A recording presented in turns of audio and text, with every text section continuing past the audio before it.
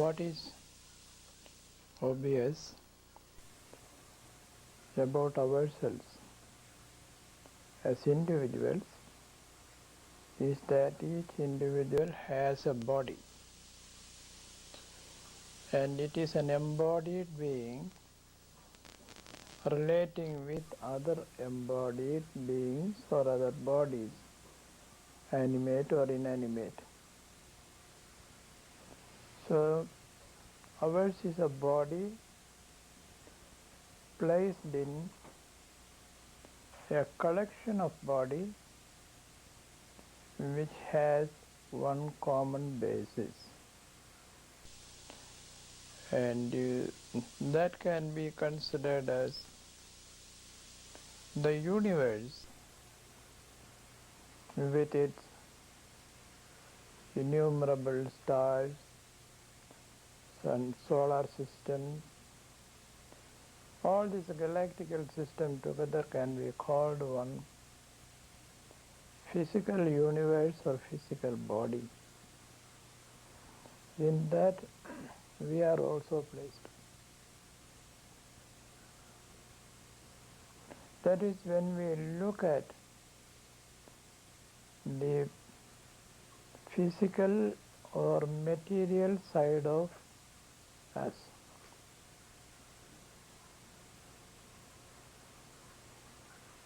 In this physical body, there is an awareness. That awareness can be a general awareness, just as the body is one whole organism. Thus physically we are an organism, and spiritually we are a consciousness.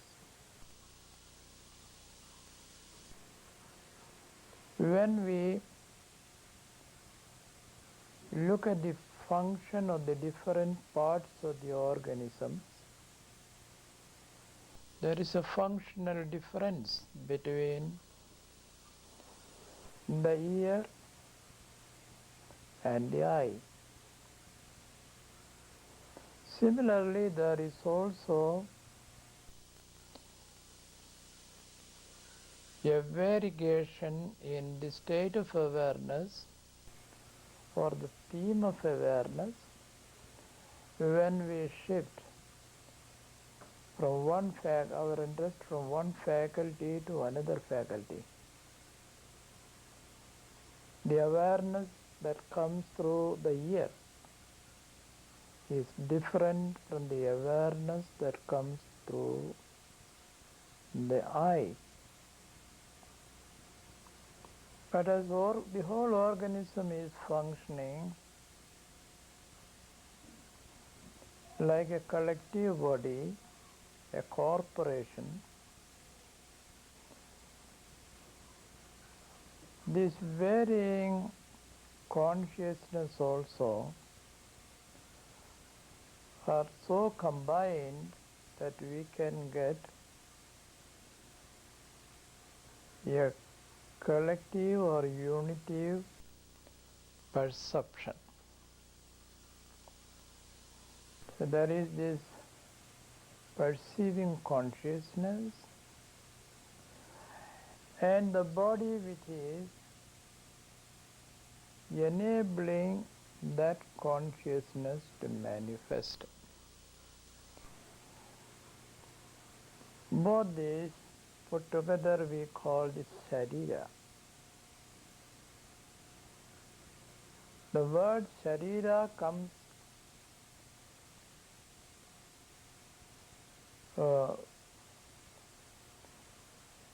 with a special meaning, that which will dissipate away. Just as it got organized, it will get disorganized also. So the organization of this body, the organization of this world are considered to be a total event which has come into being. Just as this body which has come into being, the world also came into being. And this body will dissipate away, the world also will dissipate away. Then what will remain? That source from which these organizations took place, that will remain. So we have come from that. The world has come from that, we have come from that. And our aim is to get back to that source from which we have come. If that is so, you should know the exact nature of the trap in which you are caught. And why, when it is a trap, you do not realize it to be a trap. You think it is a very pleasant place to be. You love it. And as you love it, you do not want to leave it.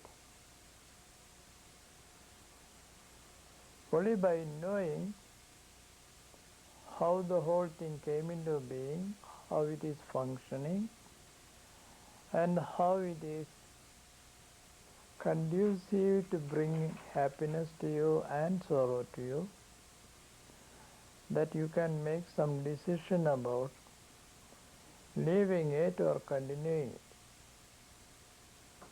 Therefore, this particular study is called Sharira Mimamsa or Sharira Mimamsa. So it's a critical inquiry regarding this temporary arrangement of the individuated physical organism as well as the cosmic body to which it belongs. That is how we enter into the subject. The other day we decided that there are two categories which are actually not two. One is the reflection of the other. And what reflects or what is being reflected, that is presentative. And the reflection is representative. So between the presentative and the representative, we need a third factor. The third factor is the medium for mirroring or reflection. And the medium for reflection is the Prakriti. Even though a mirror is what reflects, when we look at the mirror, we are not impressed by the existence of the mirror, but what is mirrored in it. We forget the mirror. We only see the image. Similarly, here, between the absolute and the absolute mirrored relativistically in the Maya, we forget Maya and we remember only what is being mirrored in it. As we are part of it,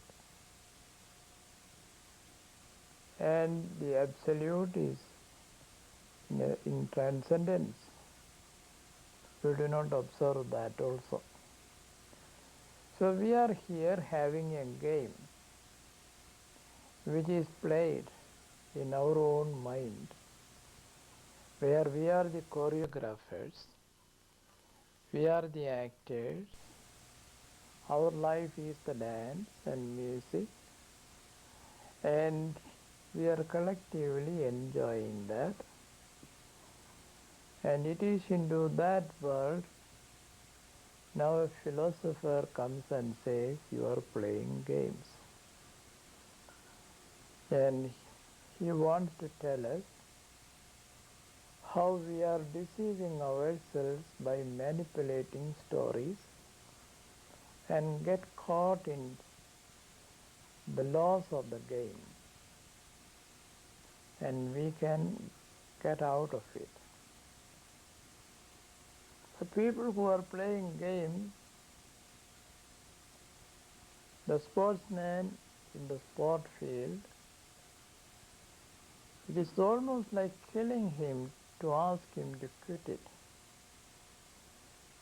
So most people are not impressed by this study, because this study is against the very purpose of life pursuit here on earth with other people. That's the introduction for today's class. And now we come to this twofold aspect. One is the cosmic, and the other the individuated. Between the cosmic and the individuated, the cosmic is the reflected aspect of the absolute in the pure sattva of this mirroring, and it is called Maya.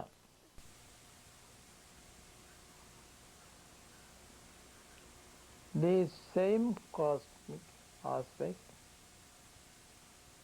where it is creating all these differences by many projections, it is called Rajas. And that Rajas, even as a cosmic principle, it is avidya.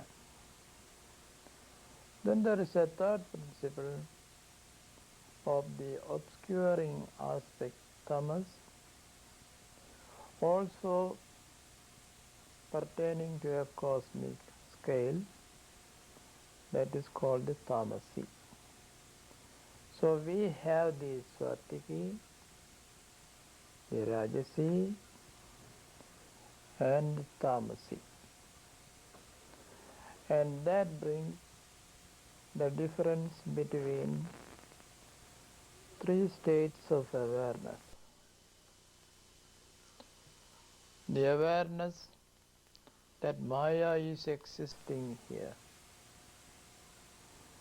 The awareness that I am infected by avidya.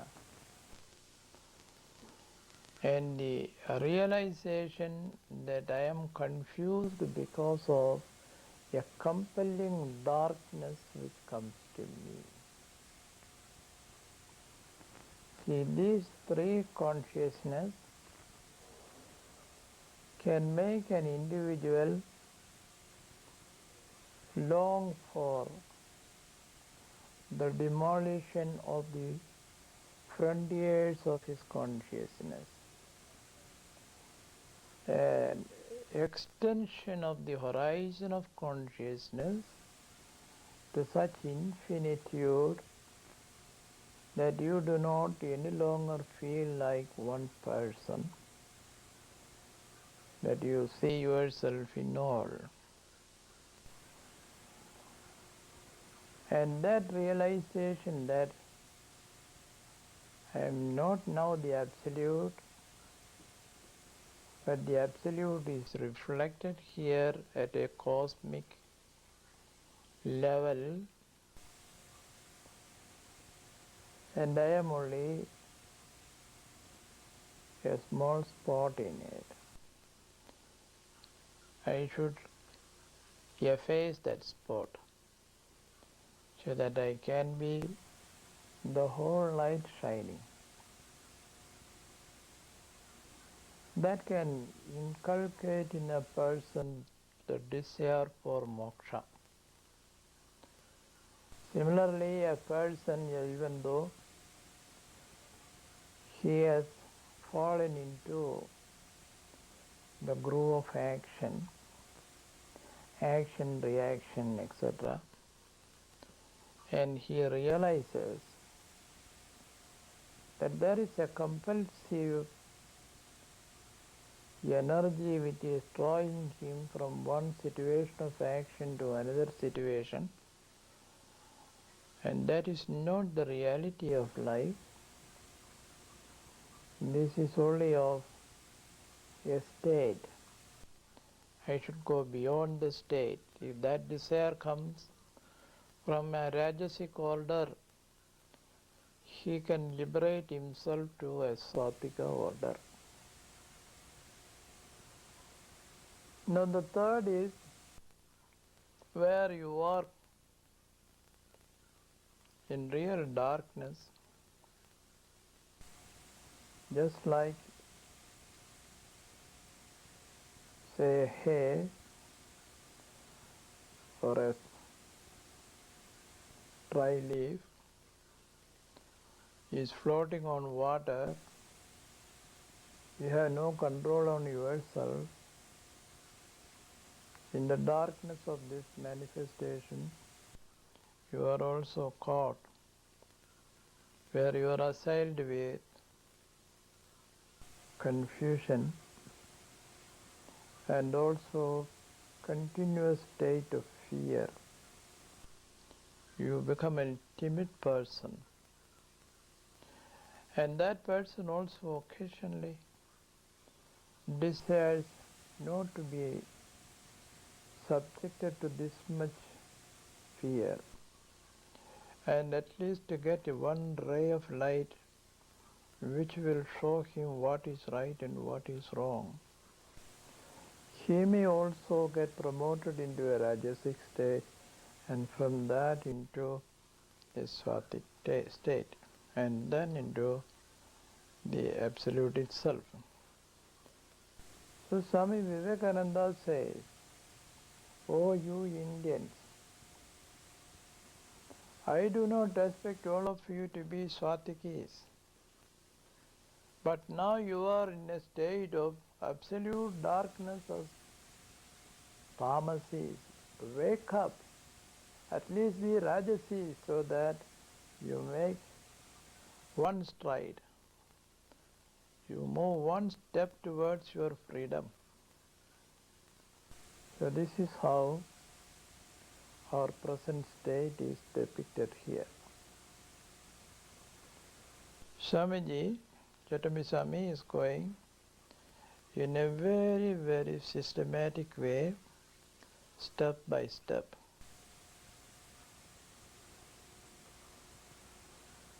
If you want to become a physician, that is to get your body cured of all its ills, diseases. Before studying pathology, you have to study the normal physiological state, the anatomy of your body, the physiology of it. Like that, here also we have to make an initial study of this system in which we are placed. And when we study about the individual system, the norm before us is the universal system. So even present day science, if they have to say the formula, the pharmacists want to experiment with a certain chemical that is first tried on a rat or a mouse or a small animal, a frog.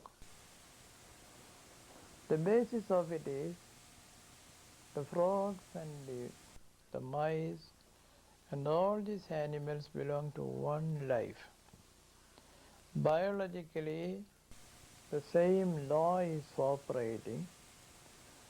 Only in the case of man, his organism is more complicated.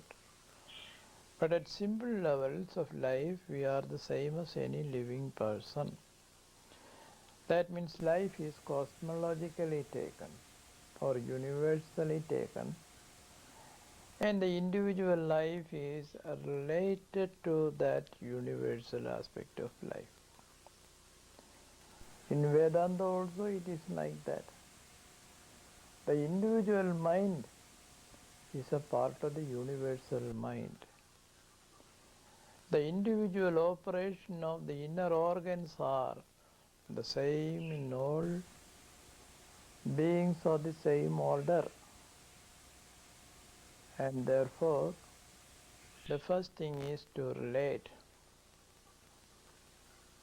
the universal with the particular.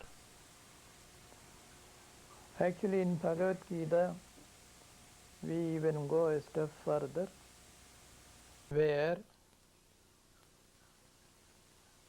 the seer in you is the Absolute itself. And therefore the seer is called the Kshetrajna. And the equipment given to that seer,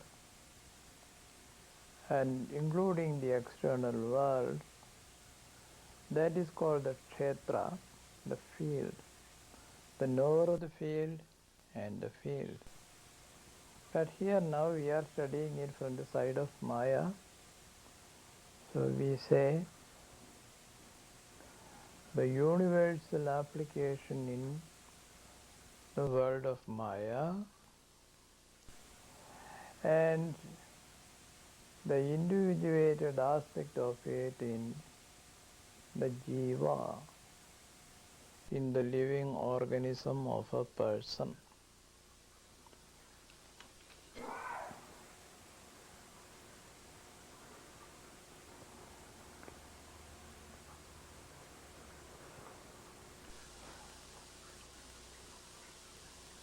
Now for the origin of bodies and the origin of organisms and faculties,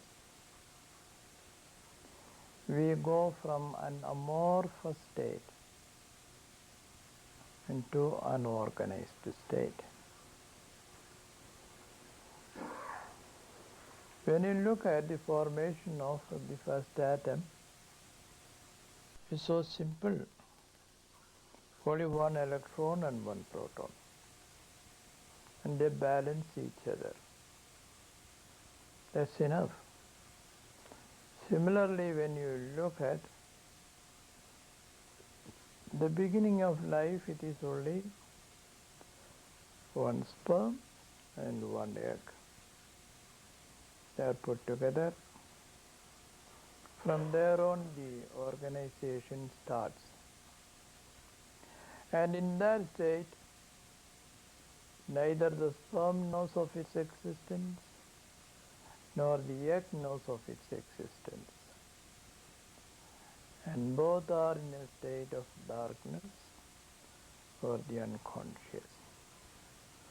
And that in that unconscious, there is a dynamic, a creative energy,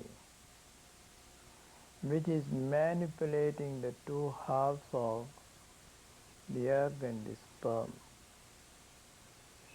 And that is Ishvara. So to begin the story, we begin with a darkness. And that darkness is called Sushupti.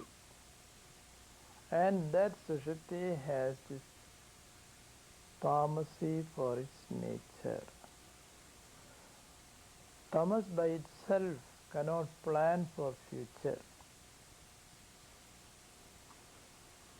And someone else has to plan for it.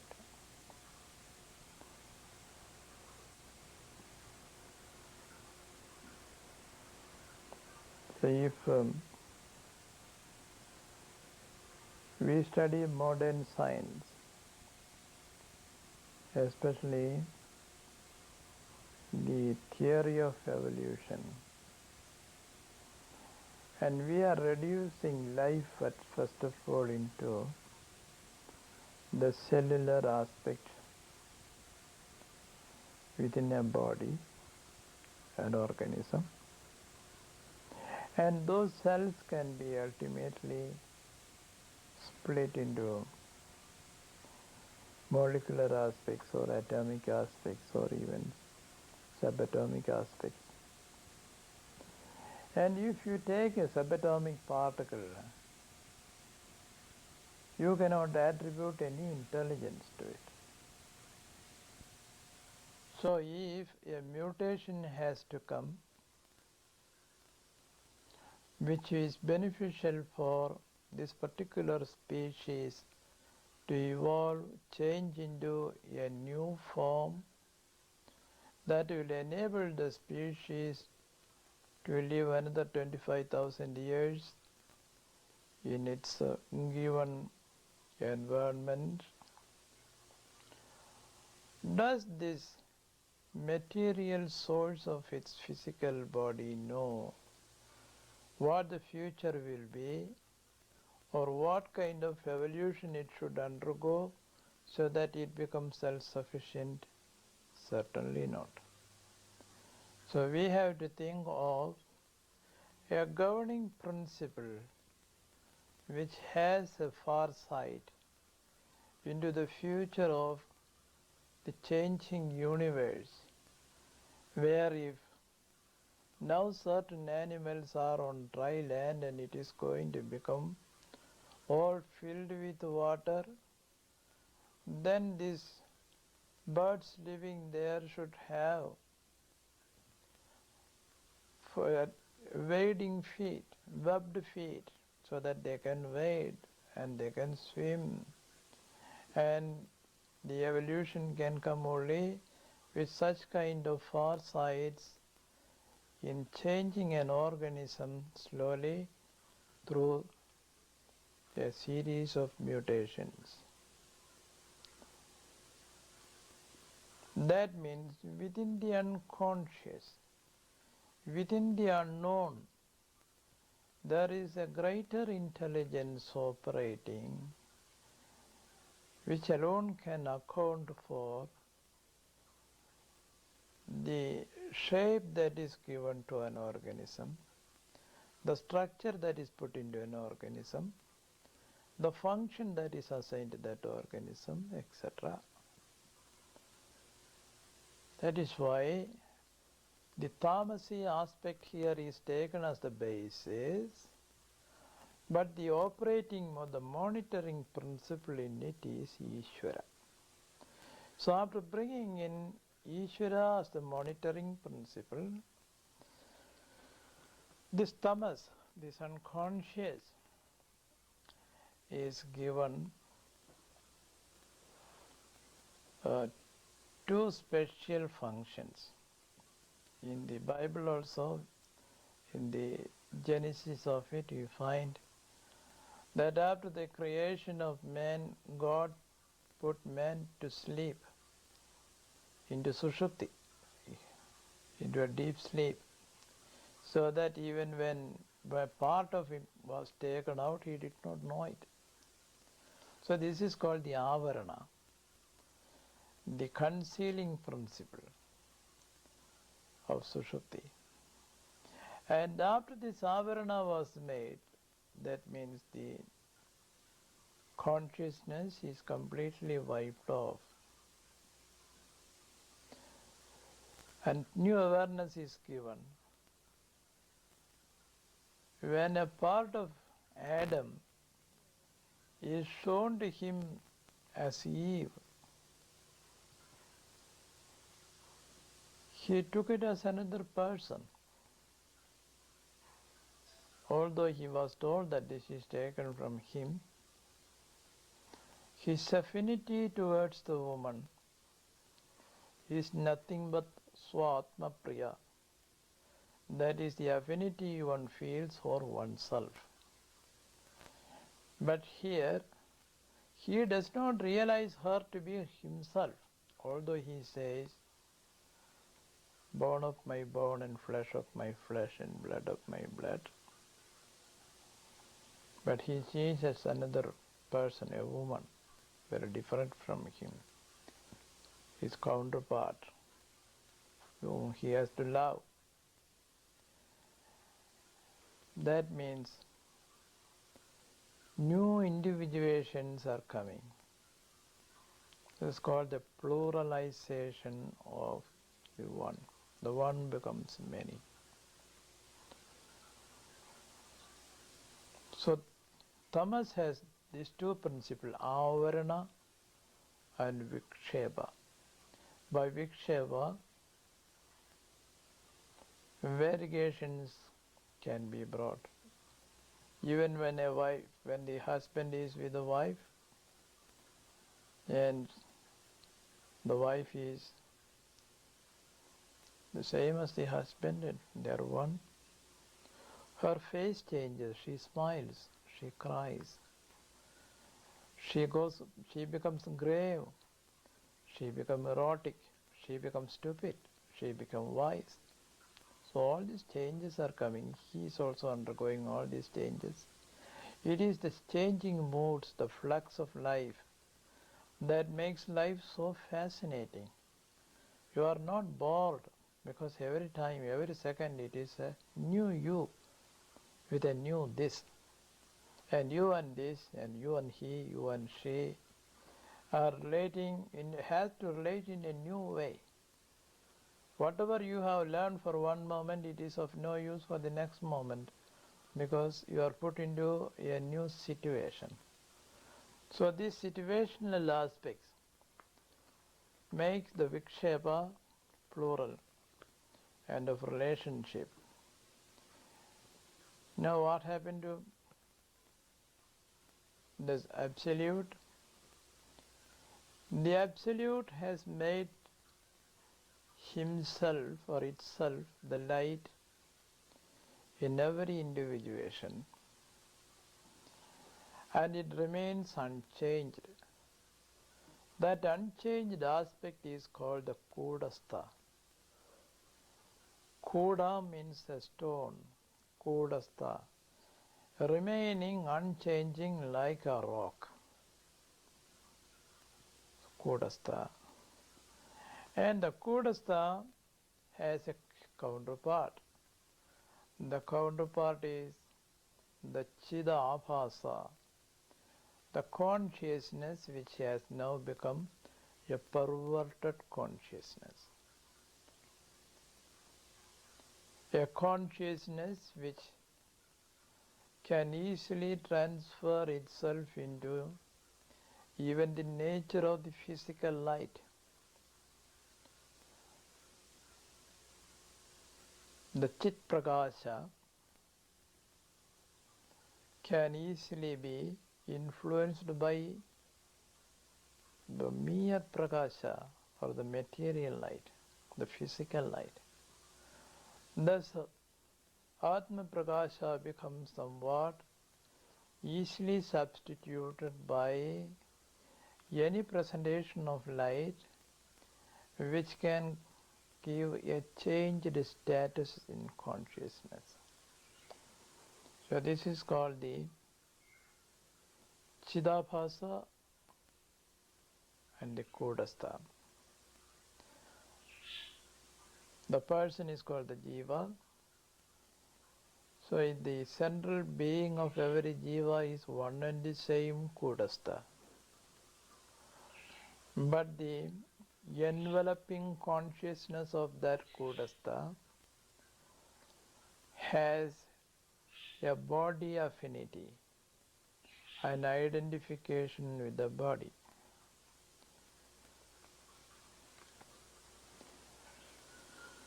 Now this can be illustrated somewhat like this. There is a light in the theater where they are showing the cinematograph.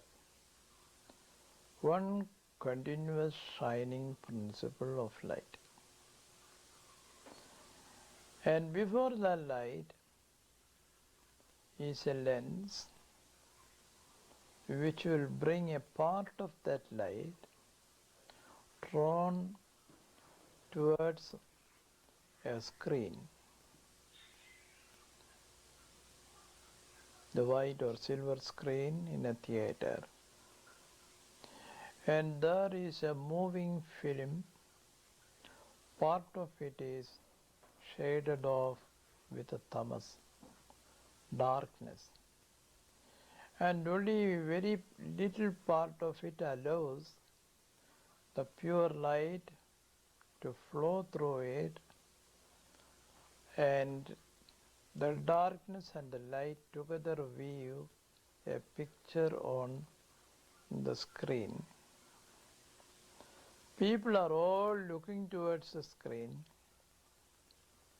They are cut off from the awareness of the existence of one light which is giving all the vision. And also the cinematographic film which is playing a game of light and shade. And through the light and shade you see an animated screen where real beings are before you with their characteristic differences. You are moved by their emotions. Your own head allows itself to weave a story to explain to you the moving, the changing shadow. So nowadays we have the talkie, but before that there was no talkie, there was only a movie. But just looking at the movie, we were making out the story ourselves. In our personal life here on earth, we are continuously seeing a movie, and we are supplying the story of it and also the choreography of it. And it is caught in such a situation that we are suffering, because when you see on the stage, on the screen, a horror, you become horrified. When you see there a fun, oh, you also burst out into laughter. If somebody dies, you see a tragedy, you go into tears. This is an everyday experience. And this is how between the Kudastha and the Chidabhasa, the life on earth is being lived by all of us.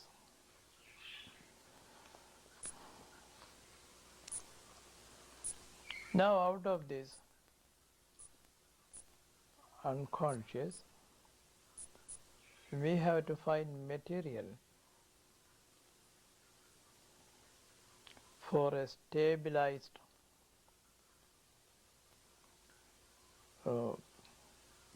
continuous experience of our body-mind composition.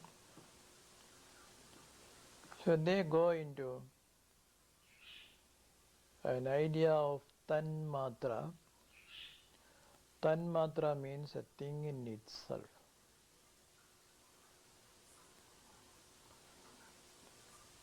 So we have small cottages built with bricks, doors and windows. We have also the majestic Taj Mahal, which is also built of, if not ordinary building material, blocks of marble, but built the same way. The principle is the same.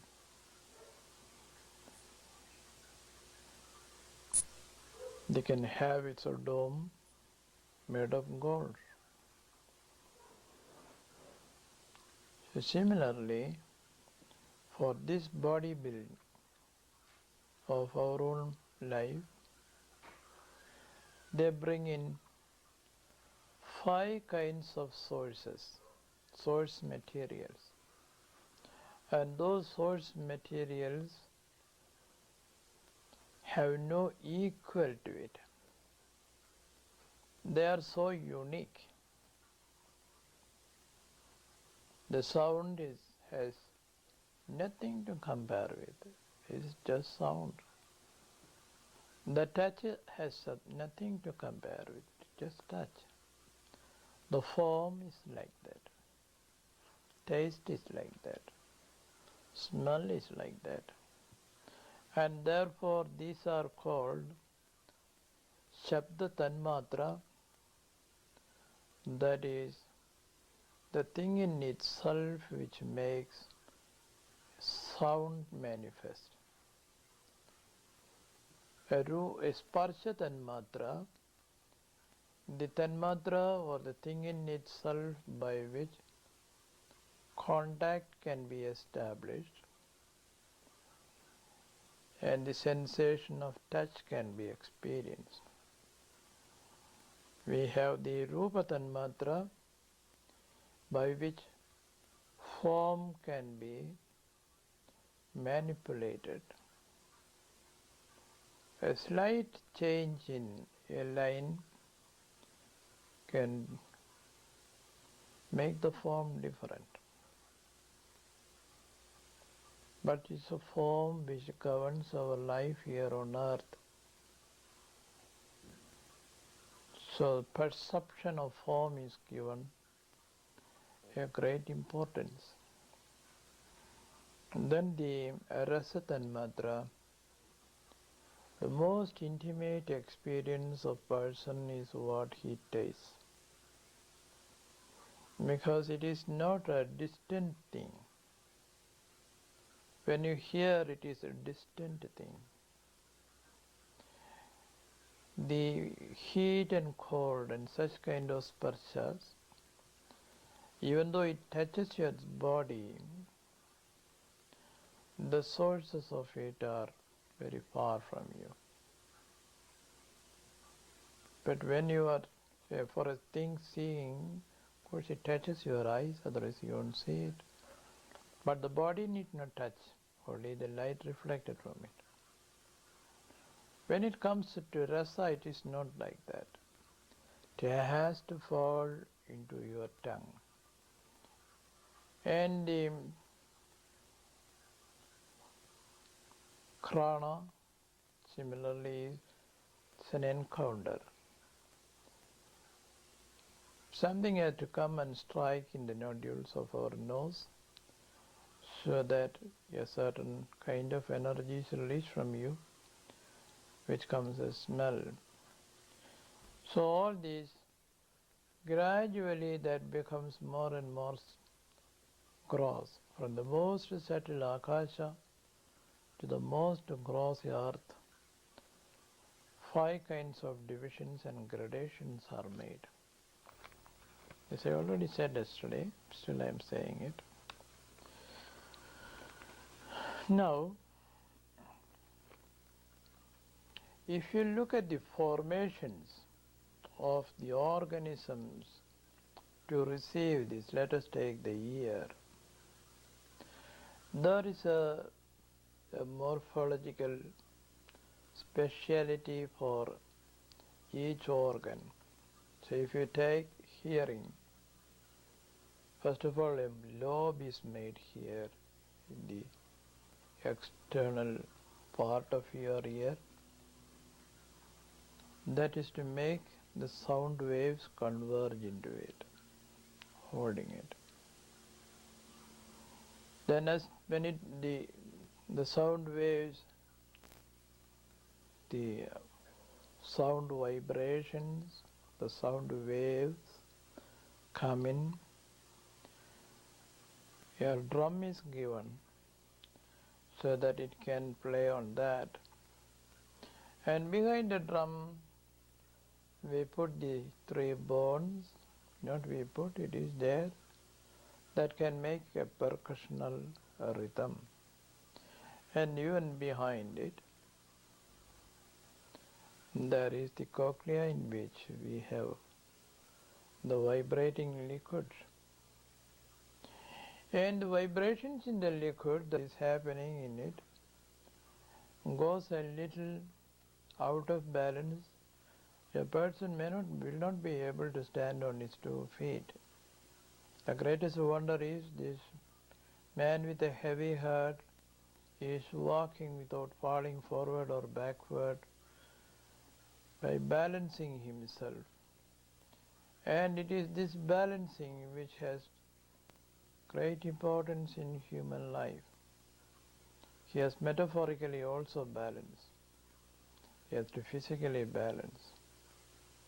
His emotions are to be balanced, his words are to be balanced, his reactions are to be balanced. So we see this very special creation of the body which suits this primary experience of listening.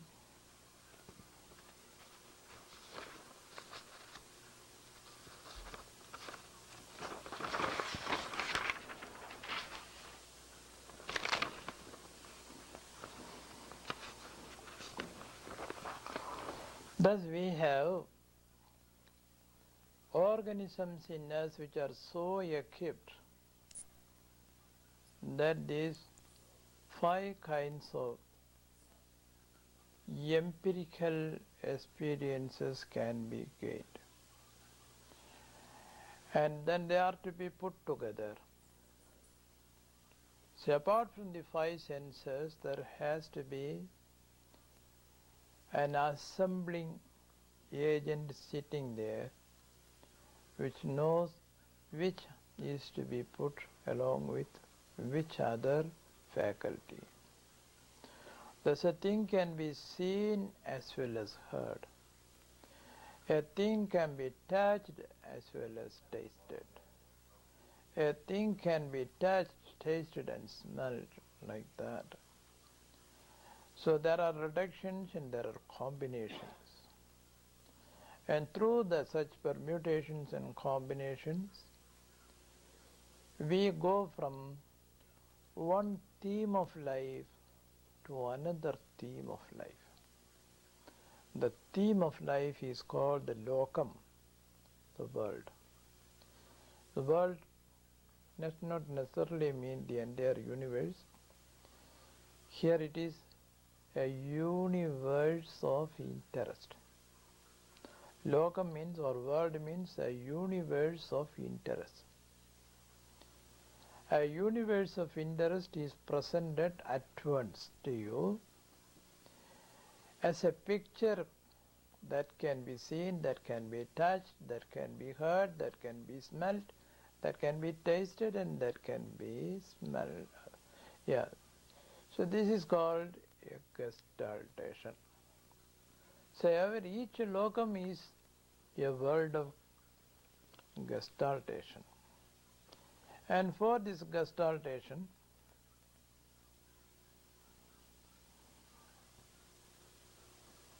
we need the purest aspect of these tanmatras. So the purest aspects of tanmatra which goes into your sound as well as my sound as well as a third party sound and everybody's sound, it should not have individual variation. Then living beings cannot live as in congregation, as in corporations. We should all have the same kind of inner organs. We should all have the same kind of hearing faculty. We should all have the same kind of touch experience. So in the road when you drive the car, you find 80. Everybody understands 80 degrees. So you can take off your sweater, or if you find 50, then put your sweater. That means all people share in it. This is called the samashti aspect. The cosmic sattvic part has a samashti aspect, and that relates with your awareness, your mind, your intelligence, your memory, and the personal ego factor. Awareness is bodham, mind is manas, intelligence is buddhi, memory is chitta, and your ego function is ahankara. So this was, here we are saying how we are all universal. Then we say, while being universal, we have also our uniqueness. The uniqueness is called the individual's swatika aspect. Now also the Shabda is coming, but your ear has certain bodily characteristics which are entirely yours. So you may be sensitive to sound in a certain way, and also when you hear the tone of it, the sound of it may be pleasing to you or not pleasing to you. So individual variations are there. Some people like always to be touched, always to be fondled, always to be embraced. Some people do not like anyone touching them or anyone fondling them. So in the sparsha there can be differences. Some people like to be in cold weather, some people like to be in hot weather. So again in the sparsha you find that individual variations are there. Same as what is ugly to one person may be very beautiful to another person. And sometimes we may find couples sitting and adoring each other's personal look when you find it so loathsome. But they do not find it loathsome, they find it very attractive. So in the rasa also like that, the tongue also. One man's poison is another man's feast. Then the gandha. Here the what is corresponding to the gandha, the smell is for the prana. Because even in lower animals, we are all supposed to have evolved from the lower animals. But the lower animals, they are guided by their smell. So prana is put there. Then he goes up into the dynamics.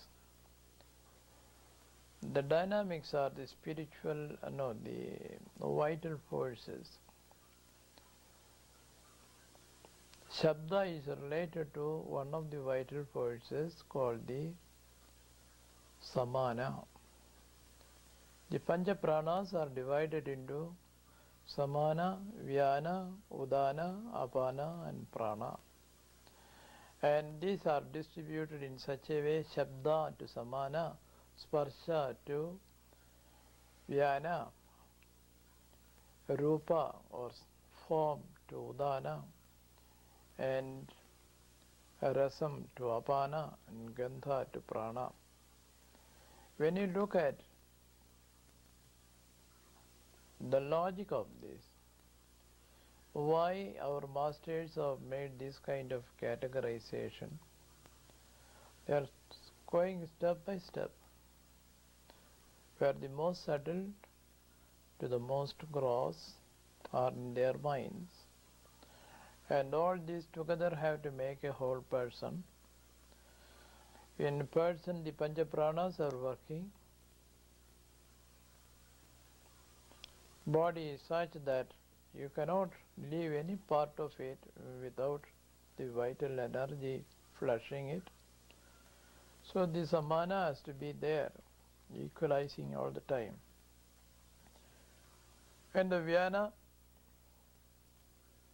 One is equalizing, the other is circulating and distributing. Vyana. The Udana is one which rises. In our life there is a rise and also a fall in the Udana. Apana, something is to be flushed out all the time. When you are enjoying, see the packages of energy with which you enjoy, it runs out, just like Apana. So there is a reason for all this. Then we are given the organs of action, how the individuated rajas. The Shabdam, for instance, this corresponds to the organ of speech. Sparsham to the organ of the skin, but the hand. Rupam, that may look a little strange, that they put it as Padam. I think it's a form. To know the vividness of the form, you have to walk towards it, and a proximity is to be built. And our search and our padam are considered to be the same.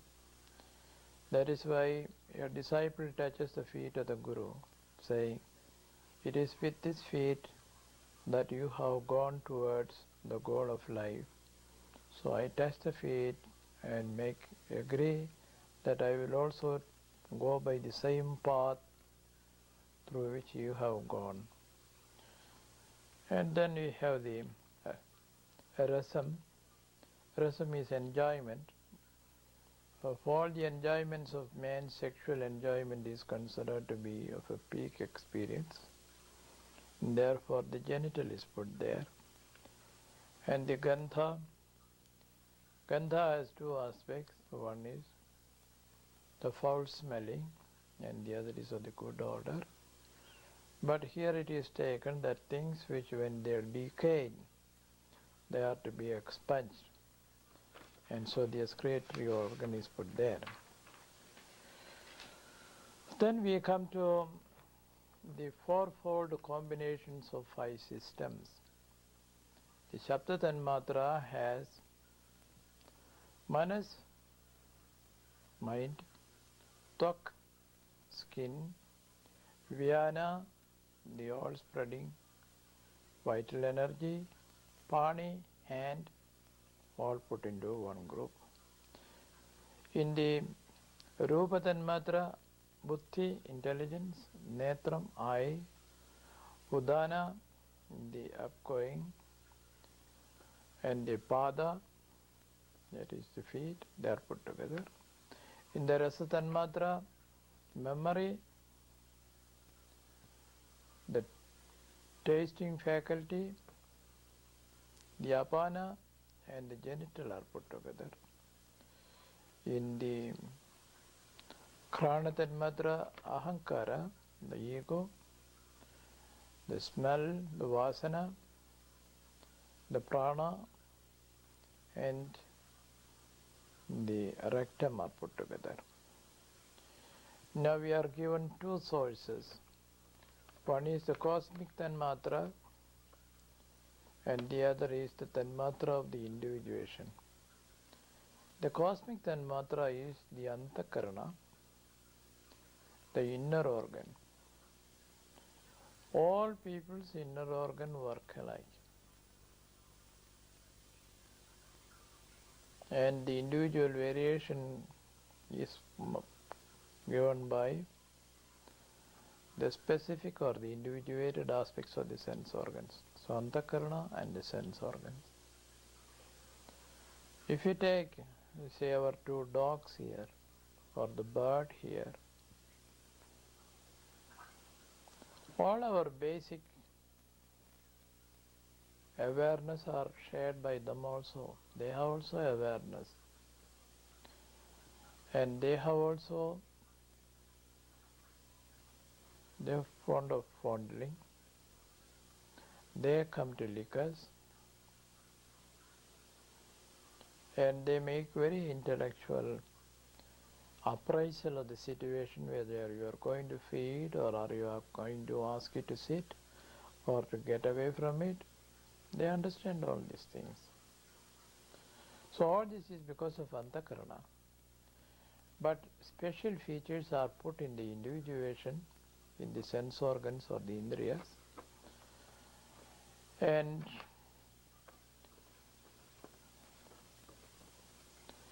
this antakarana is also said to be related to the 5 elements. Awareness to akasha, mind to vayu, intellect to agni, memory to jala, and ego or ahankara to bhumi.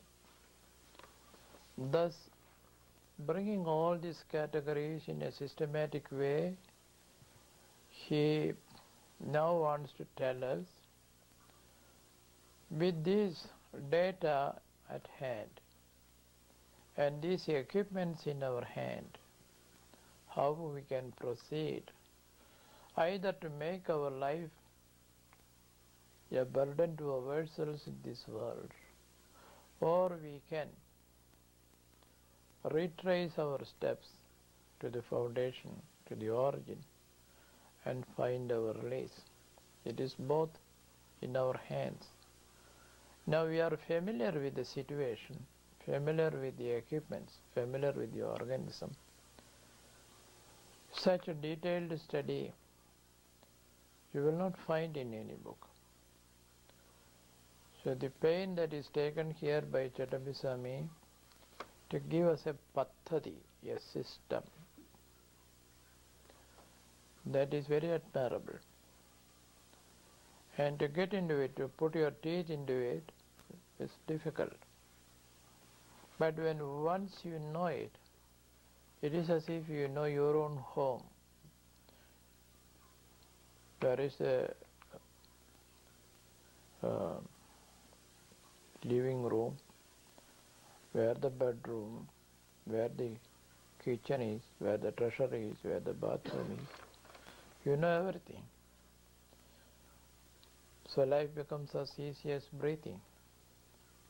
Otherwise it becomes as difficult as breathing for an asthma patient. So this is how he gives us the familiarization, a briefing of the structure of the body, cosmos, the structure of the individuated body. We stop it there. Om Purnamada Purnamidam Purnahat Purnamadachyate Purnasya Purnamadaya Purnameva Vasishyate Om Shanti.